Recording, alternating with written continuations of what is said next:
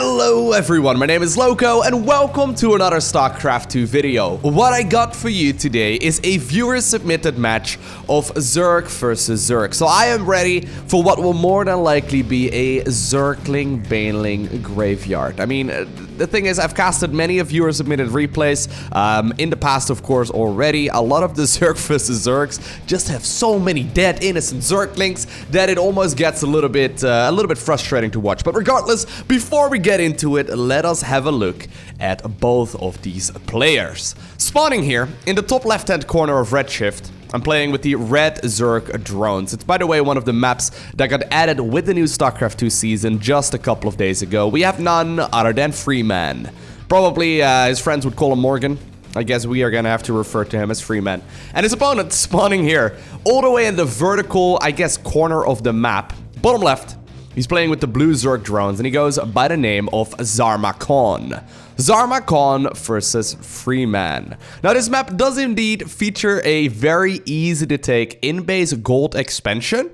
Interestingly enough, however, the mineral patches on the right-hand side of the gold base mine out much faster than the ones on the left, meaning that as soon as these mine out, roughly 7 to 8 minutes into the game, as long as you saturate the natural fast that is, you will actually be able to access the middle part of this map significantly easier.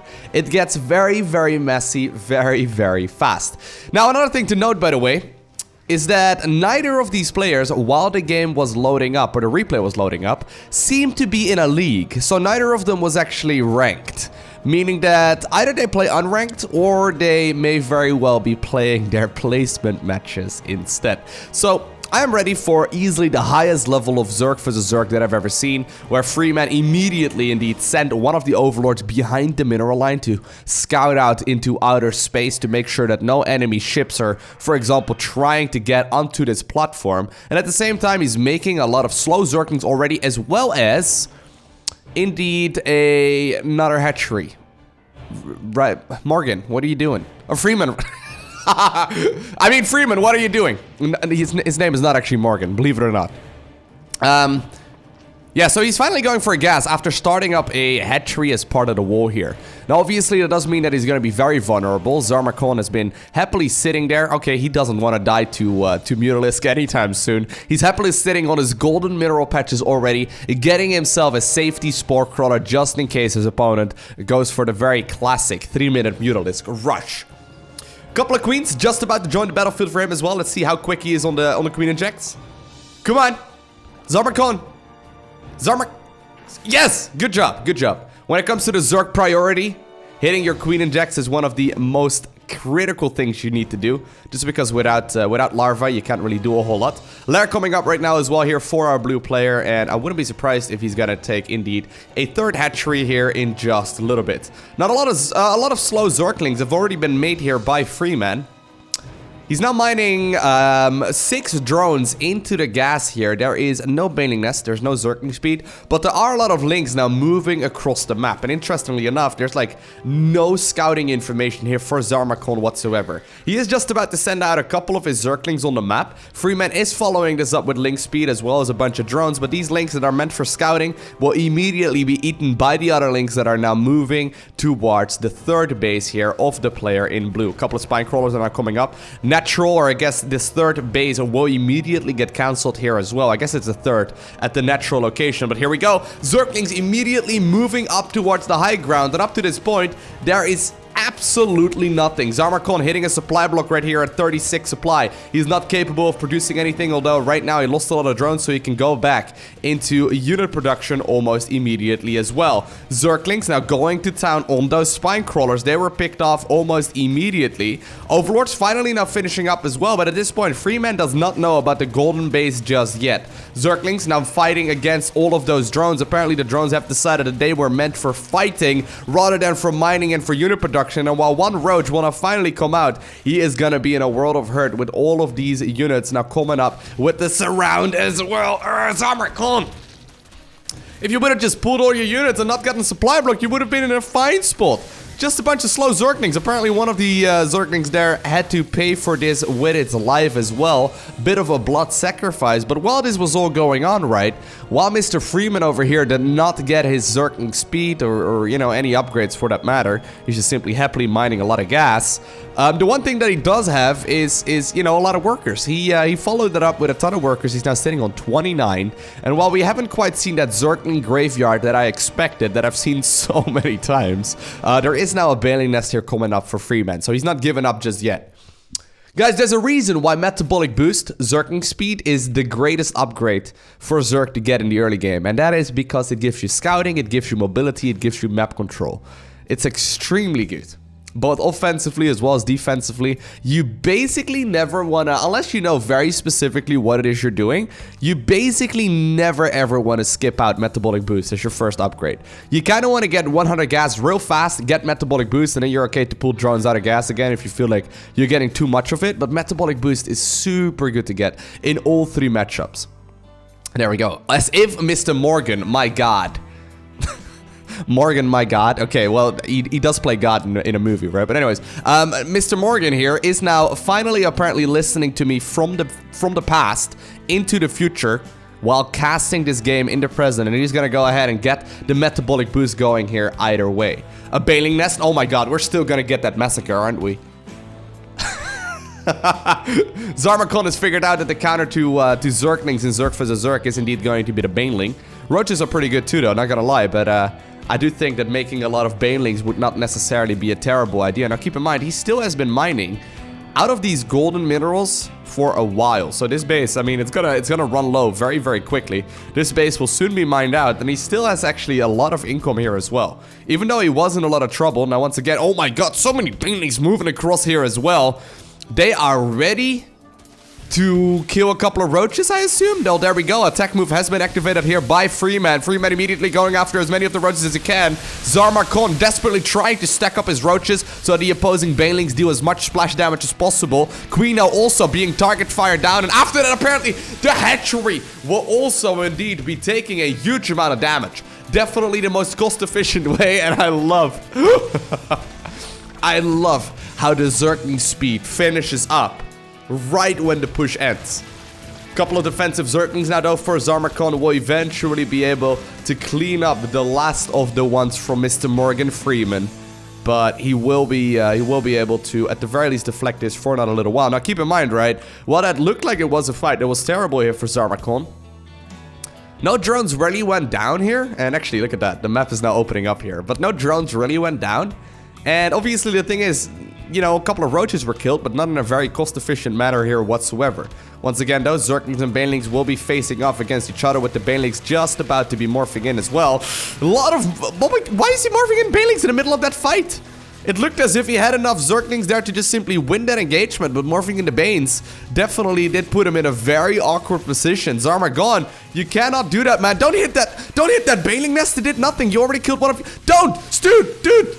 Okay, he will... No, not the Banelings either, right? Oh my god, now apparently Zarmakon is gonna also take some damage here on the spawning pool. But eventually the Banelings there came in for the rescue, and they will be able to at the very least deflect these units now. Bit of a weird game, but both players are trading blows left and right. This is the Zerg graveyard that I did anticipate on earlier. Now Freeman is now transitioning towards Mutas. I guess that's why he took the gases super early on.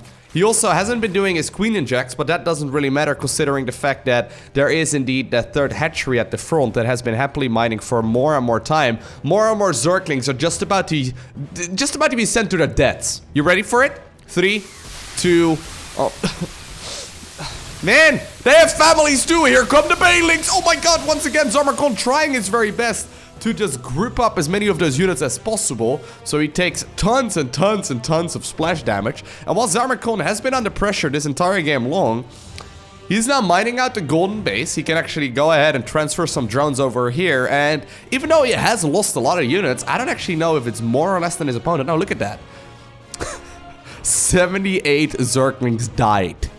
They had families, dude. Brothers and sisters.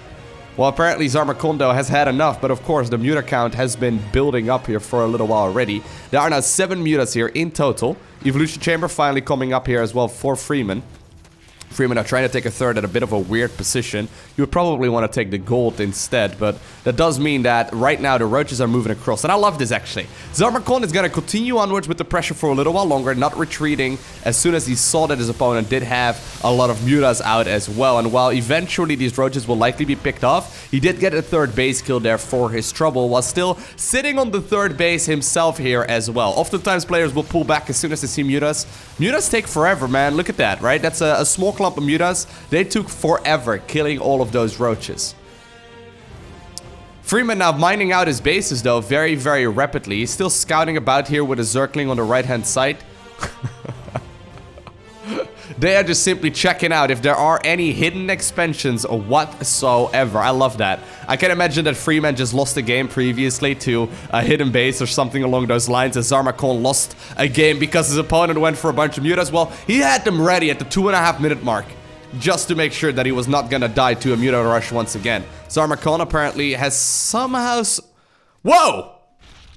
I guess she must have been part of the hotkey?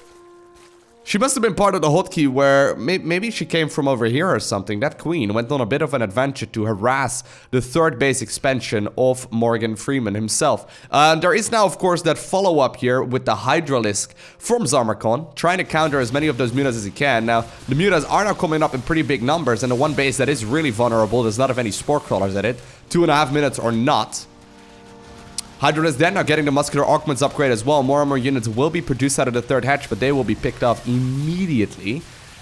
At the same time, though, the Roach Hydra ball is now moving across the map. I wonder if Freeman is going to try and go home. It looks like instead he's just simply going to go after as many of these units as he can. Muscular Augments, it looks like it will not be finishing, but at the same time, it's at the sacrifice of most of these units here in the natural location of the red player. More and more Zerglings now also reinforcing with that gap that opened up at the gold-based location. Zarmakon losing all of his economy, however, but at the same time, there's very little left here as far as mining goes for Mr. Freeman. How many mutas are there in total? 14 mutas versus 14 Hydralisks. This could become a stupid close game. Obviously, there are no more Hydras here on that production tab because Freeman hasn't really had a lot. He's got to be careful, though. Those Spore Crawlers could easily be game ending. You cannot be Don't fight this. Dude, Mr. Freeman!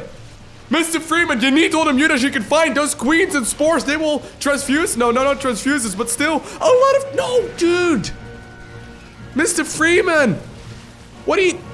Mr. Freeman, what are you doing? I'm pretty sure 14 mutas would be pretty good against 14 Hydras. Well, there were 14 of them previously, but right now only 5 remain. And of course, while one of the Hydras, I guess, ended up dying there, so maybe some Changelings or some Zerglings or something along those lines. That is now 13 Hydras versus 5. Dude, I was making... Here's the best part. I was making fun of that 2.5-minute Spore Crawler. Guess what? It won him the game. The hero Spore Crawler strikes again. Well, not yet, I guess. Freeman is not giving up. He's gonna go for a lot of Banelings. He had a lot of leftover gas here as well, but here's the thing, though. Look at the amount of army. Well, actually, I was thinking that this was already over, but it's not quite yet. Here come the Banelings. The Banelings gonna try more forward. They're getting a decent connection on the majority of those Hydras, but...